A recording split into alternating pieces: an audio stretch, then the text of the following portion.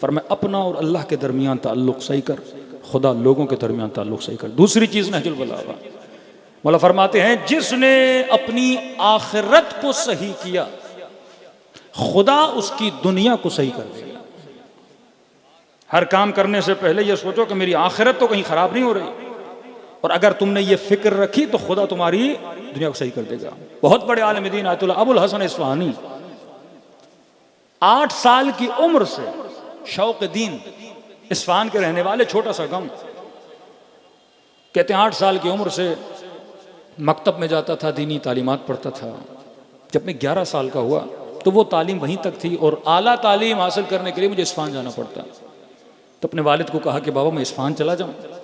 उन्होंने कहा बेटा आपकी उम्र 11 साल है, छोटे बच्चे हो, खाने का मसला, कपड़ों का मसला, अकेले तको तना दुरूस परदेश में किस तरह रहोगे, ये तुम्हारे बस की बात नहीं है।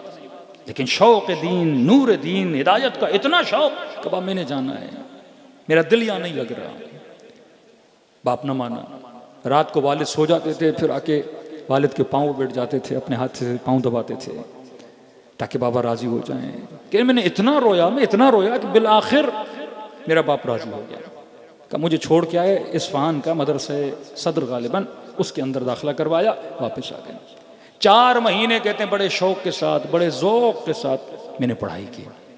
4 महीने के बाद सर्दी का मौसम शुरू हुआ, शदीद बर्फबारी इस्फहान में, मदरसे का सहन बर्फ से भर गया, गलियां बर्फ से भर गईं, हुजरे ठंडे, कमरे ठंडे। कहते हैं इन 4 महीनों में मेरे ऊपर माल और रिस्क की बड़ी तंगी आई।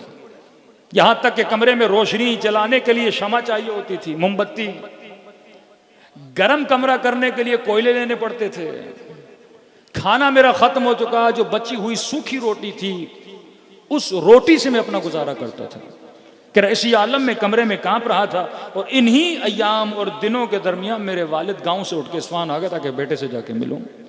अब जैसे कमरे में आए तो कमरे में रोशनी नहीं, कमरा ठंडा पड़ा हुआ है, खाने के लिए कुछ नहीं, बेटे की आंखों के नीचे हल्के पड़े हुए हैं। कि फौरन मेरे वालिद ने डांटना शुरू कर दिया, अबुल हसन मैंने पहले ही कहा था ये तुम्हारे बस की बात नहीं है।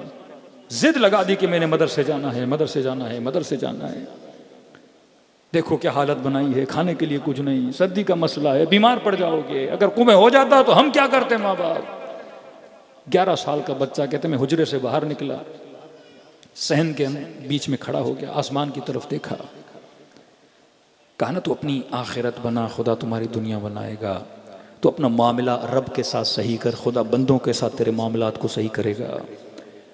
कहते हैं मुझे बड़ा इश्क था इमाम ज़माना से।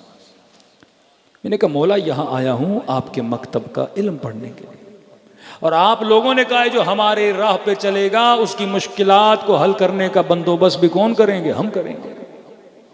आपने कहा जिसके पास इमाम है उसे घबराने की जरूरत नहीं है। आपने कहा हम वो हैं जिनका वारिस है, हम लावारिस नहीं है।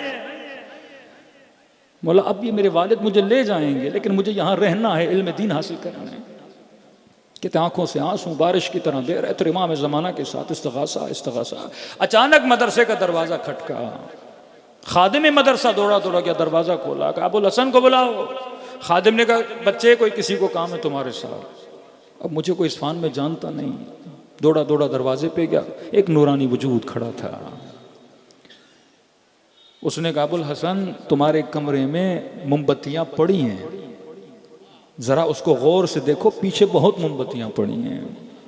कि अपना हाथ आगे लाओ, कुछ पैसे मेरे हाथ पे रखे, कि इन हाथों से जाके कोयले लेना, कमरे को गर्म करना, खाना लेना, क्योंकि तुम्हारे हुजरे में मेहमान आया हुआ है और परेशान होने की जरूरत नहीं है। तुम उसका मानने वाले हो जो अपनी कौमों का ख्याल भी रखते हैं, जो अपने शियों पे नजर भी रखते हैं।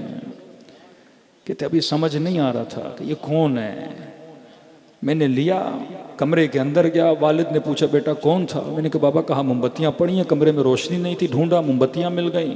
कहा कुछ पैसे देकर गए और कहा कि इससे कोयले ले लेना, कमरे को गर्म कर लेना, खाना ले लेना, तुम्हारे कमरे में मेहमान मौजूद है, और उसे कहना कि तू उसका मानने वाला है या उस कौम से ताल्लुक़ रखता है जिनका वारिस अभी जिंदा है।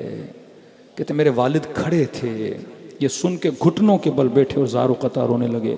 कहने लगे बेटा तू 11 साल का है, तुझे इमाम ज़माना पर ईमान है, लेकिन वाय हो मुझ पे, मैं बूढ़ा हो गया और मैं तेरे लिए परेशान हूँ कि तुझे कौन संभालेगा। तू जिनकी राह पे चला है वही तुझे संभालने वाले हैं। तू अपनी इस्लाह कर, फिर देख हम तुम्हारे मुआमिलात को किस तरह से सही करते हैं। अगर तू अपनी इस्लाह नहीं करेगा तो हमारी तरफ से भी मुआमिलात की इस्लाह नहीं होगी। सल्लल्लाहु अलैहि मोहम्मद वाले मोहम्मद पर।